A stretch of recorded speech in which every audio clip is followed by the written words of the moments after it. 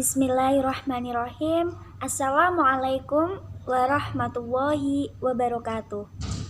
Alhamdulillahirabbil alamin wa bihi nasta'in wa ala umuri dunya waddin.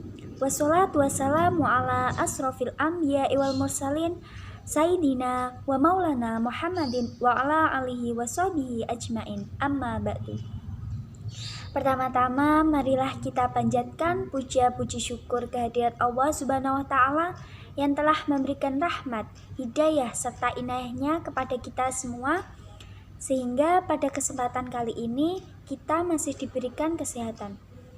Sholawat serta salam tak lupa kita haturkan kepada beliau, junjungan kita, Nabi Agung Muhammad SAW, yang kita nantikan syafaatnya kelak di yaumul qiyamah. Di video kali ini saya akan membahas tentang suatu tema yang berjudul ikhlas yang ada pada kitab Idhatun Nasyiin. Tugas ini diberikan oleh beliau Bapak Agus Jauhari, Magister Pendidikan Islam, selaku dosen pengampu bimbingan akhlak.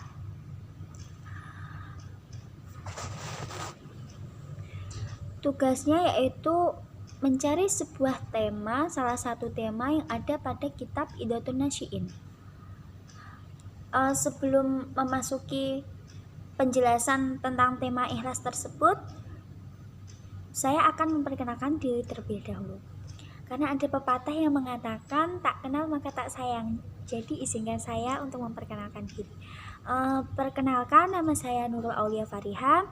Kalian bisa memanggil Aulia. Saya dari Prodi PGMI, kelas PGMI 1A, dari Fakultas Tarbiyah Institut Pesantren Matlul Falah. Saya ambil tema tentang ikhlas. Kalian pasti tidak asing dengan kata ikhlas. Ikhlas itu apa sih? Pengertian ikhlas sendiri itu seperti apa? Di sini saya akan menjelaskan terlebih dahulu. Apa sih ikhlas itu? Ikhlas adalah suatu perbuatan yang dilakukan semata-mata hanya untuk Allah Subhanahu wa Ta'ala. Diibaratkan di sini seperti tubuh. Amal perbuatan adalah tubuh dan ruhnya adalah ikhlas. Jadi keduanya itu saling keterkaitan. Bila mana suatu tubuh akan hidup jikalau dua unsur ini saling terkait. Begitupun sebaliknya, tubuh itu akan mati jika dua unsur ini tidak ada. Begitu pula dengan ikhlas. Suatu perbuatan jika tidak dibarengi atau dilandasi dengan keikhlasan, perbuatan itu mungkin tidak akan istilahnya anfaedah, atau dengan kata lain tidak dinilai sebagai amal ibadah. Seperti hadis dalam sebuah hadis, a'udzubillahi minasyaitonirrajim, innamal a'malu binniyati, bahwa tiap-tiap amal perbuatan itu, bahwasanya tiap-tiap amal perbuatan itu tergantung pada niat. Apakah kita berniat itu semata-mata hanya untuk Allah, atau hanya untuk mendapatkan pujian orang lain, untuk mendapatkan orang, untuk dijadikan istri lah, atau untuk dijadikan suami. Itu kalau kalian berjuangnya itu tanpa didasari dengan keikhlasan, bisa saja perjuangan itu akan putus di tengah jalan. Bisa saja perjuangan yang kalian usahakan, kalian ganjarkan, itu tiba-tiba putus. Berbanding terbalik jika kalian niati dari awal suatu perjuangan itu dengan niat semata-mata hanya untuk Allah Subhanahu wa Ta'ala,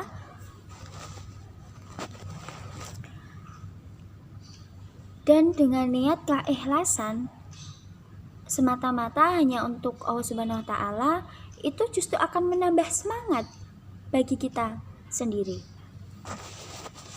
Sehingga jikalau kalian dalam awal perjuangan itu, atau di tengah perjuangan tersebut, kalian mengalami sebuah ujian, cobaan, godaan, dan lain sebagainya, jikalau kalian mengawali atau niat awalnya karena Allah, karena suatu keikhlasan, kalian akan mengembalikannya itu kepada Allah. Ujian itu, cobaan itu, kalian mengembalikannya hanya kepada Allah Subhanahu wa Ta'ala.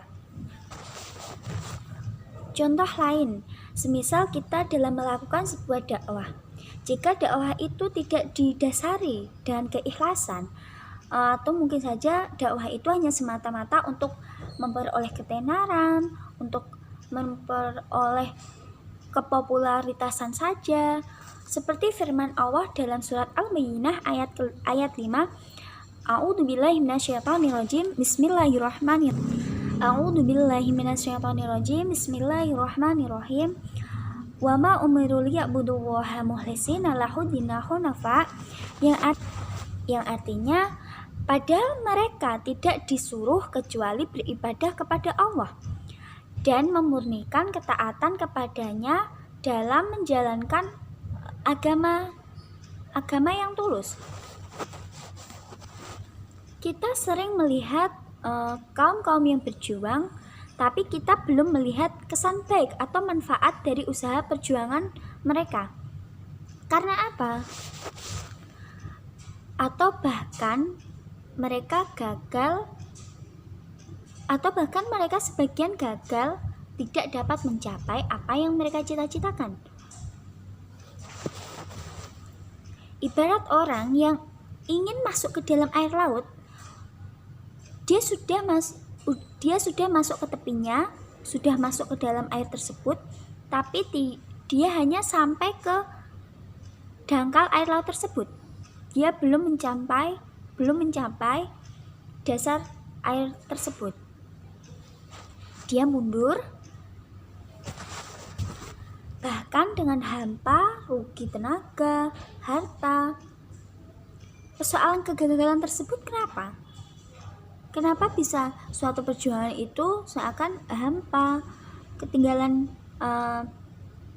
Karena perjuangan itu tidak dilandasi dengan suatu keikhlasan.